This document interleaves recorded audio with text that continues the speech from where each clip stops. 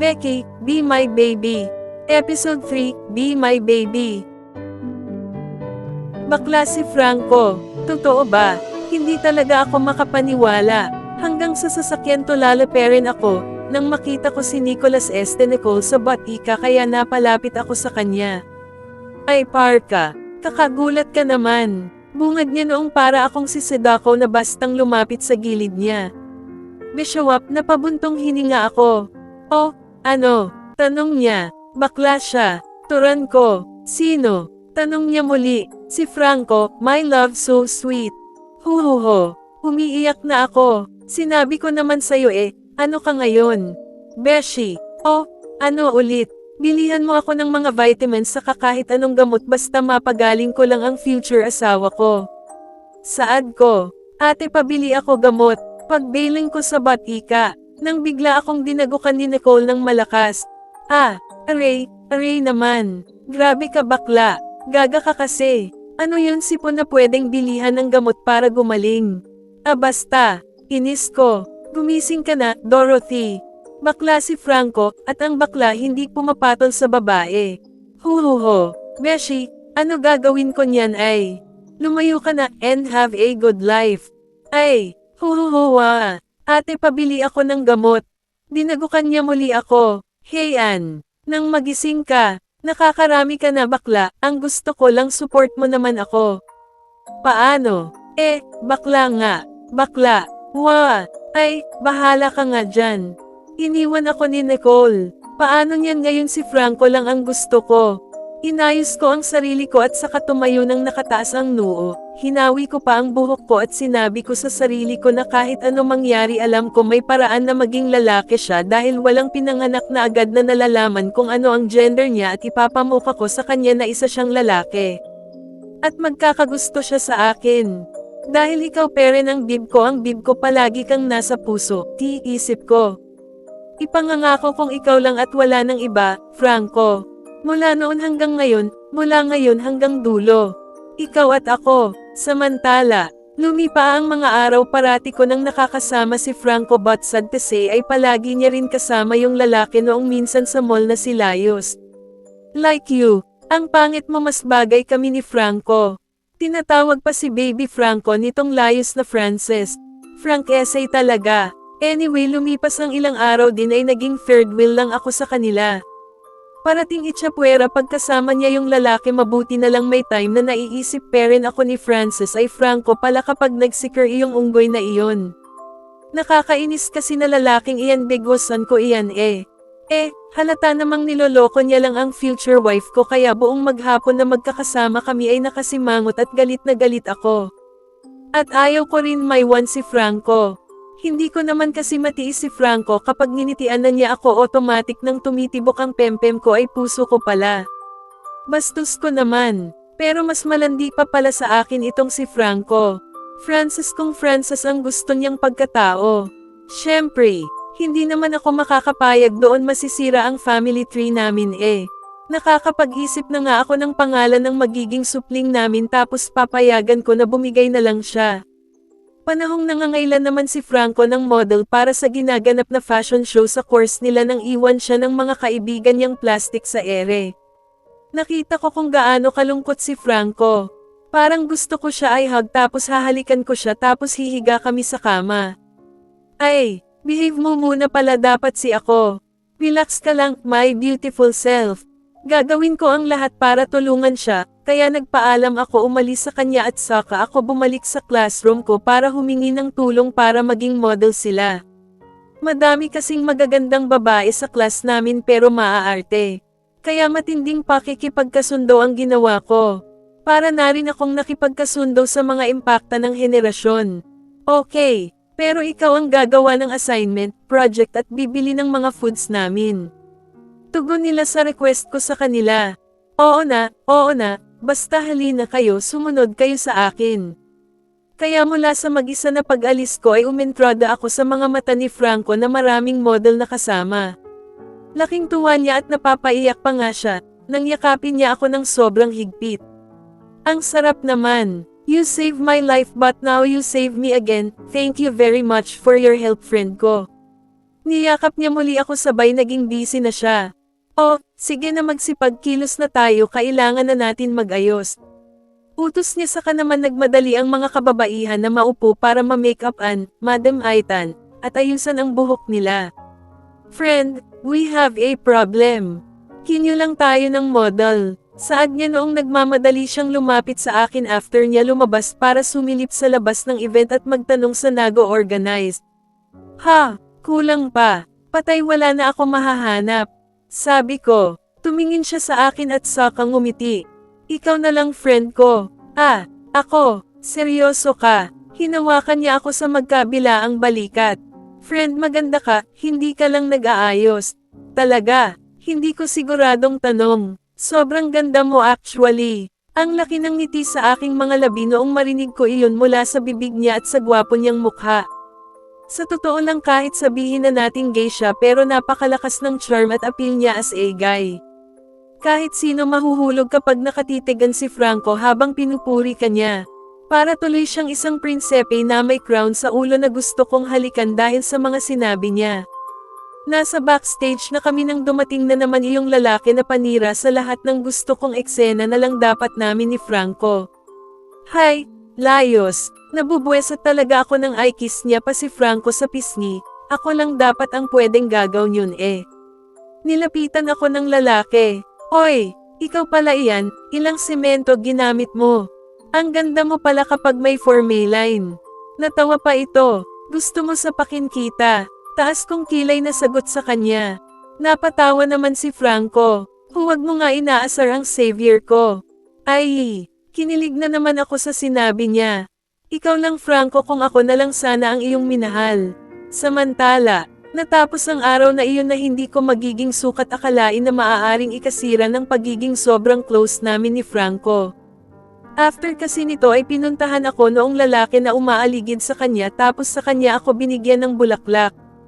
Hindi ko alam na maganda Karen pala. Saad nito, piniflirt ba ako nito? Aba si Raulo ang lalaki na ito ah. Tarantado ka ba? Salita ko noong bigla niyang hinawakan ang kamay ko nang halikan niya iyon. Malakas ko siyang sinipa, noong makita pala ni Franco ang ginawa ng lalaki. Ano ito, Dorothy? Layos, baby, ay ang kaibigan mo kasi eh. Inaakit ba naman ako kasi sabi niya may gusto siya sa akin. Aba gagaw ta ah, saan niya nakuha ang kwento na iyon? Hoy tumigil ka dyan kadiri ka nga paano kita magugustuhan. Aminin mo na, kaya ka umaaligid sa amin dahil may gusto ka sa akin. Iyan ang sinabi mo sa akin kanina. Ang sama na ng tingin ni Franco. Pinagsasabi mo, kaya pala kapag may date kami, hindi ka papayag na hindi ka sumama dahil binabantayan mo kami. Tumingin sa akin si Franco na naluluha dahil sa tingin niya ay nagsisinungaling ako at totoo ang sinasabi ng G*gang lalaking ito. Hindi ko masisisi si Franco, naging obsessive ako sa kanya nitong mga nakaraan at malamang na misunderstand niya iyon. Tama iyon, baby. Turan ng lalaki. Tumigil ka. Inis ni Franco. Pinagkatiwalaan kita, Dorothy. Traidor. Umiiyak si Franco na umalis. At iyon ang huli na pagkikita namin. Kung alam mo lang Franco na ikaw lang ang gusto ko ni hindi man lang niya ako binigyan ng pagkakataon na makapagpaliwanag. Nang lumipas, ang mga araw ay hindi na niya ako pinapansin, parati siyang nag-iisa na gusto ko sana lumapit kaso bigla siyang umaalis na may masamang tingin kapag nakikita ako. May minsan I try to confront him. Franco, hayaan mo naman ako magsabi ng totoo. Anong totoo? Ang totoo na kinaibigan mo lang ako para agawan. Hindi ako makasagot at hindi ko masabi ang totoo dahil baka kapag sinabi ko ay mas lumayo siya sa akin. Isang gabi noon isang aksidente ang nangyari kay Franco para ikawala niya. Hinanap siya ng lahat ngunit hindi matagpuan-tagpuan. Ngunit hindi nila alam na nasa pangangalaga ko siya. Noong gabing iyon ay sumusunod ako sa kanya nang sagasaan siya ng isang van, at malaking injury ang kanyang tinamo. Duguan ang ulo at nasa panganib ang buhay na dinala ko siya sa ICU. Binasag ko pa ang pinag-ipunan ko papuntang Russia kapag nakagraduate ako para lang agad siyang maoperahan. Iyak ako ng iyak noon. Nakaligtas siya sa awa ng Diyos at matapos iyon ay gumising siya sa mahabang pagkakatulog, ngunit hindi siya makaalala ng kahit anumang pangyayari ni hindi niya rin alam kung sino siya. Sino ba ako? Tanong niya noong makita ko na nalilito siya. Ikaw si Franco. Kano-ano ba kita? Fiancé mo ako. Shutek, bakit ko nasabi iyon? Hindi ko na mababawi ang nasabi ko. Dinagukan ko na lang ang sarili ko at pinanindigan na fiancé ko siya. Dahil noong sinabi ko iyon ay nagkaroon siya ng pag-asa na palakasin ang loob niya. Bumuo ako ng mga kwento na hindi talaga nangyari, ang totoo lang ay yung una naming pagkikita at pagsasama. Ganoon kita kamahal? Tanong niya pa na may ngiti, noong ay kwento ko ang pagiging sweet niya sa akin pero bilang kaibigan lang sa totoo. Oo Franco, niyakap ko siya pero tila nilalamon ako ng konsensya ko. Iniuwi ko siya sa bahay nang ikwento ko lahat kay Nicholas na nagka-amnesia siya at nasabi kong fiancé ko ang pagpapakilala kong pagkatao niya. Hinailan niya ako malayo kay Franco. Ano na naman bang kagagan iyan, Dorothy? Galit na galit niyang turan sa akin. Hindi ko na alam ang gagawin ko eh. Hanggang kailan mo paninindigan iyan? Hindi ko alam. Napayuko ako. Ay ewan ko sa iyo, Dorothy. Bahala ka mag-explain dyan kapag bumalik na ang alaala niyan. Napatango-tango ako. Oo, alam ko gagawin ko talaga ang bagay na iyan. Bumalik ako kay Franco saka ko siya tinulungan na ihatid sa magiging kwarto niya. Sino nga pala iyon mahal ko? Natutuwa ako na iyon ang tawag niya sa akin kaya kahit na pagsisinungaling lang ay sobrang saya ng feeling ko. Ah, wala si Nicholas iyon. Ah, bakit nagseselos ka? Hindi naman pero kasi lalaki siya. Natawa ako sa sinabi niya. Ah, ano lalaki ba kamo? Bakla iyon eh. Bakla, may pagtatanong sa mga mata niya. Hayaan mo na, basta magkaibigan lang kami. Pagdating sa kwarto nagtataka siya at nagsasabi na bakit siya nakahiwalay sa akin kung talagang mag-fiancé kami. Walang katapusan na pagpapaliwanag. Panay pagsisinungaling. Lubog na ako sa patong-patong na kasinungaling binubuo ko sa utak ni Franco para lang iligtas ang sarili ko at maging masaya sa selfish na kagustuhan ko na ay throttle niya ako bilang fiancé. Pero hindi naman nagtagal ay mas nagkamabutihan kami. Patuloy akong pumapasok sa unibersidad, ngunit siya ay hindi ko pinayagan. Hindi ko moari sa sarili ko. Natatakot ba ako na pag nakaalala siya ay magagalit siyang muli sa akin tapos lalayo siya, ngayon pang puro pagsisinungaling ang ginawa ko. Hindi ko alam, pero sa likod nito ay pagiging sweet at sobrang bait naman na Franco ang nakasama ko. Pag-uwi ko mula sa SCU ay nakaabang siya kaagad. At may minsan na galing naman ako sa pagluluto ng dinner namin, ay agad ba naman akong niyakap ni Franco ng sobrang higpit. Hoy grabe ka! Naman ulat mo ako, wala agad ko lang nami-miss ang mahal ko. Miss agad, palagi naman tayo magkasama. Sabi ko, actually magtatatlong linggo na nang lumabas kami sa hospital at dinala ko siya dito sa bahay. Siyempre, tugon naman niya sabay halik sa likod ko. Ngunit hindi maaalis sa isip ko na niloloko ko lang siya. Pero sobrang sweet at guwapo talaga ni Franco para hindi mahulog ang loob ko sa kanya ng tuluyan. Kaya minsan nakakalimutan ko na may amnesia lang siya. Humarap ako sa kanya. Tigilan mo na iyan baka makita tayo ni Nicholas o Nicole. Kahit papaano dahil sa nakatira kami sa tatlong bubong ay na-prevent ko si Franco sa mga bagay na ganito. Gusto niyang makipag-lovemaking. Ano bang pake niya? Tinignan ko siya na parang sinasabi na hindi talaga pwede. Bakit ayaw mo? Simula noong magising ako parang ayaw mo naman na yata sa akin. Fiancé ba talaga kita? Napabuntong hininga ako. Iyong kaibigan mo ba? Kasi nahihiya ka. Tanong niya noong bigla ako mapatingin sa kanya. O di doon tayo sa kwarto ko. Hinampis ko siya sa braso. Siraulo ka friend. Natatawa ko na sabi. Friend? Ha? Dorothy? Anong friend? May araw talaga na bigla-bigla na lang akong nadudulas sa mga kapusukan ko. Sa kabilang banda na sobrahan yata ang Operation New Life ko kay Franco naging masyado naman siyang ma-flirt. Hindi ko sinabi sa kanya kung ano ang tunay niyang sexual dahil kinain ko na at paninindigan ang plano ko na gawin siyang lalaki sa loob niya. Natuto na akong mag-ayos ng dahil sa kanya. Para ako lang din ang magustuhan niya. Nagpapaka-selfish na ako ng sobra-sobra. Siyempre ito lang akong tanga, nagmahal lang kay Franco. Samantala, lumipas pa ang ilaw araw may isang beses noong nagulat na lang ako noong buhatin ako ni Franco pagkatapos ko maghugas ng mga pinggan. Gabi na iyon at sa pagkakaalam ko ay pumasok na siya sa kwarto niya para makapagpahinga pero lumabas muli siya and he did this, nang pilit ko siyang hinahampas para ibaba ako. 1 months na tayong magkasama pero napapansin kong wala pa ring nangyayari. Hindi ako makapagsalita sa kalang niya ako ipinagpatuloy na buhatin at inihagis sa kama. Gangulong-gulong naman ako at muntik nang mauntog, mabuti na lang ay nasalo niya ako ng mabilis noong dali-dali siyang tumabi sa akin. Binitukan ko siya, grabe ka, inis ko, nakita ko naman na parang na-upset yata siya sa ginawa ko noong tumayo muli siya sa higaan saka siya tumalikod. Napaangat din ako sa sarili ko noong maupo ako sa kama at humingi ng sorry sa kanya. I see, kaya siguro ayaw mo ako katabi at parati kang umiiwas sa ganito. Siguro ayaw mo lang talaga sa akin. May nagawa ba akong kasalanan sa iyo dati noong may alaala pa ako? Hindi ko naman aasahan na maiisip niya ito. But I said no to him. Wala siyang nagawang kasalanan. Kung meron man siguro ako iyon. Sobrang laki ng kasalanan ko sa kanya. Ano naman kasalanan mo sa akin? Tanong niya naman sabay harap na niya sa akin sa kalamang ako napaduko at natahimik.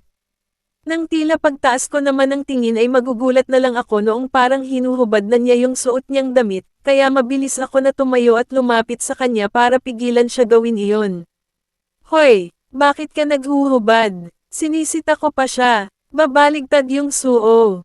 Nauutol naman siya, nang saka lamang mag-sink sa utak ko na baligtad ang t-shirt niya. So I was a bit embarrassed because of what happened while helping him take off his clothes to make him wear it properly. Kailan ka pa lumaki ng paurong para hindi malaman ang pagsusuot ng tama sa pagdadamit? Biro ko kay Franco habang natatawa sa kako lamang na pagtanto, na ang tahimik niya at nakatingin na lang siya sa akin.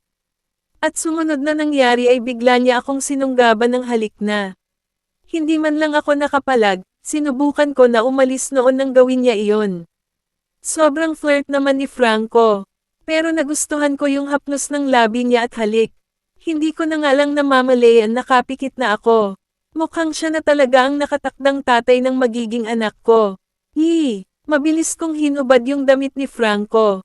She asterisk T yung abs niya talaga. Dahan-dahan siyang lumalapit sa akin hanggang sa mapa-atras kami papunta sa higaan, nang simulan niya muli ako halikan sa labi. Sa performance na ginagawa ni Franco, hindi mo iisipin na gay siya but instead a playboy. Ang mga dampi ng palad niya, nakakakuryente ang galaw niya, alam niya rin manghuli ng kilati ng babae at dasir nito. Katuwa ko talaga that moment kaso biglaang. Ate pabili pong yelo, buweset, sarado, sigaw ko. Sarado, kailan magbubukas, sarado nga, sarado, bibili sana ako yelo, sarado pala, nakakainis nginitian na lang ako ni Franco. Pagbentahan mo na. Sambit niya, kainis naman talaga Bumaba ako sa kapinagbentahan yung bumibili ng yelo na iisa lang naman pala. Like Wimitef, sa iisang yelo lang. Buweset, parang isang panaginip para maging sobrang saya namin ng ganito. Samantala, ngunit lahat ng mga bagay ay may limitasyon at expiration. Napapansin ko lately na panay pananakit ng ulo ni Franco at it seems like may mga kaibigan si Franco mula sa ibang bansa na pinaghahanap siya.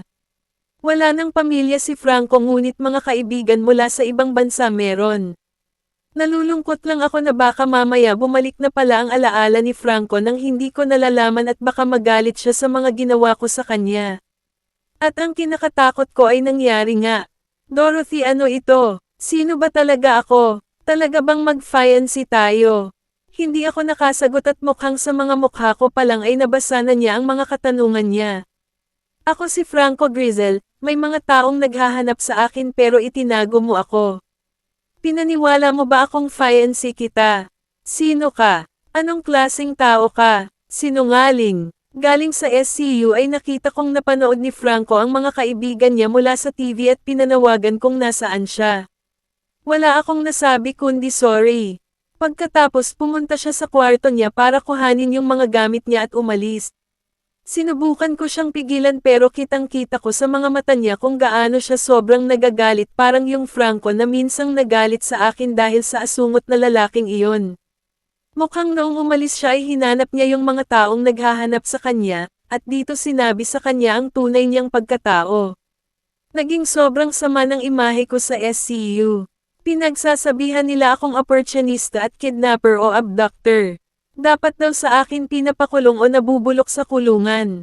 Pinilit ko na tanggapin ang mga masasamang iniisip nila sa akin at sinasabi dahil deserve ko naman iyon. Pero tao lang ako, nasasaktan din. Opportunista na kung iyon ang iniisip nila. Ginusto ko lang naman si Franco eh.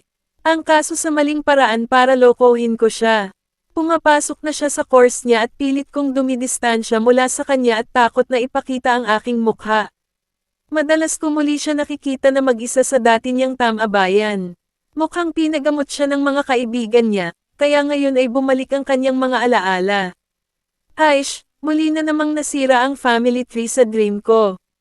Siguro nga hanggang dream lang ako at sobrang labo na maging kami ni Franco. Bumalik na rin siya sa tunay niyang sexuality at tinatawag na siya muli ngayong Frances. Medyo masakit.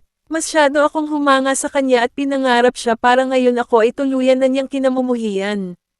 Naaalala ko yung mga masasaya naming araw. Iyong inakala niya pa na lalaki talaga siya at fiancé ko siya. Sobrang hot niya talaga noon, sexy baby. Haste, ay nakalimutan ko, may responsibilidad pa pala ako sa mga kaklase ko. Naaalala niyo yung tungkol sa model event at ito na ang huli ko. The end na ba? Upsi. Hindi pa, dahil dito muli kaming nagkita ni Franco sa malapit na convenience store sa SCU.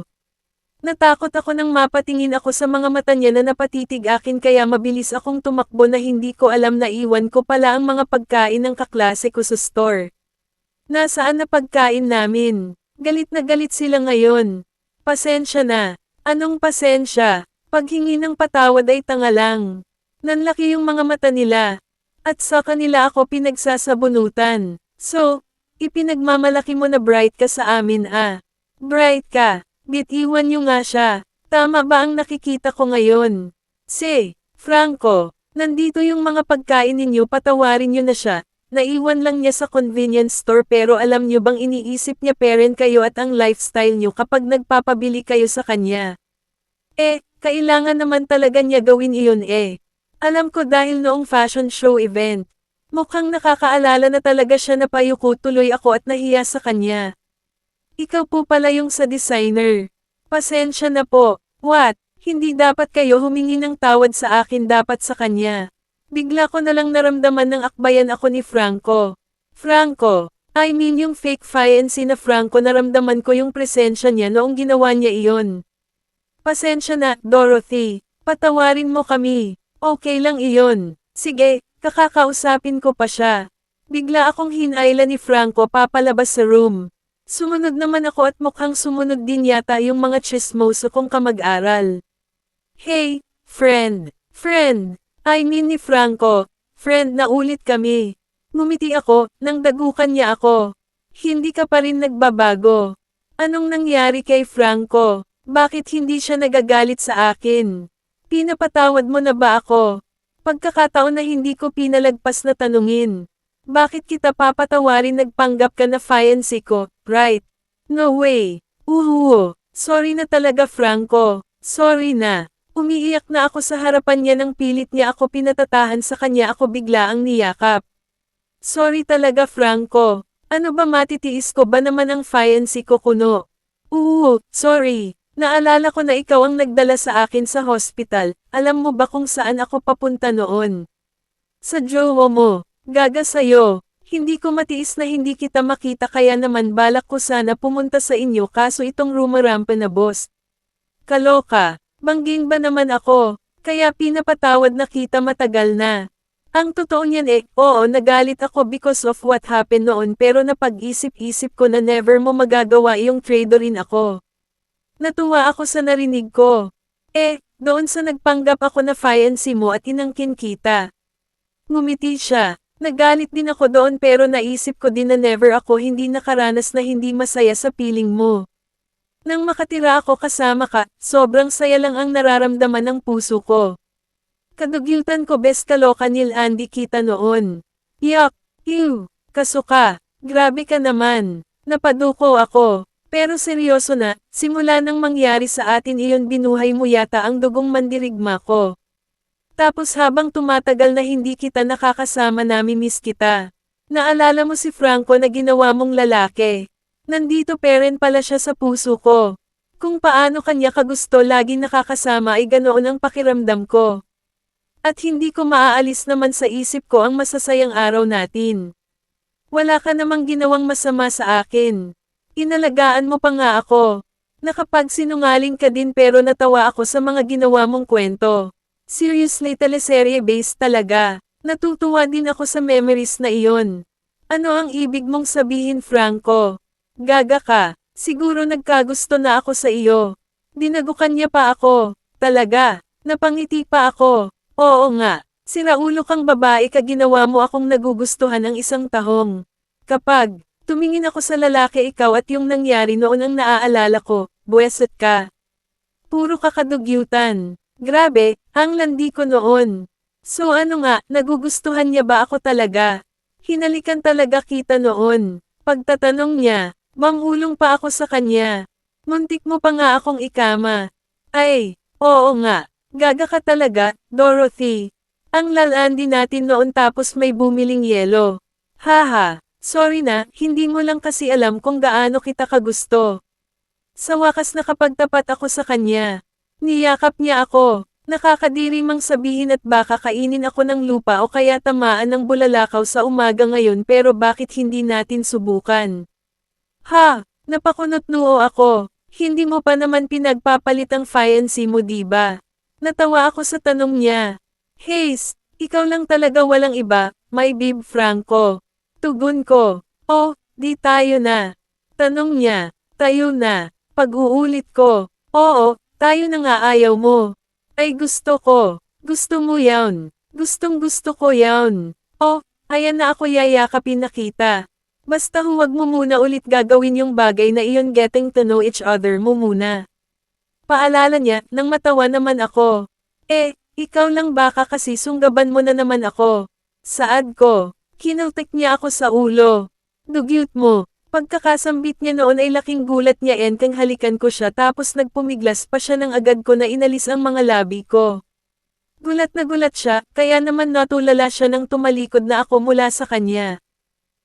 Franco, papasok na ako. Saan ka pupunta? Salita niya nang sunggaban niya ako nang halik niya sa kanya hinawakan ang dalawang kamay ko. First, tignan niyo. Siya talaga yung halatang hindi makakapagpigil.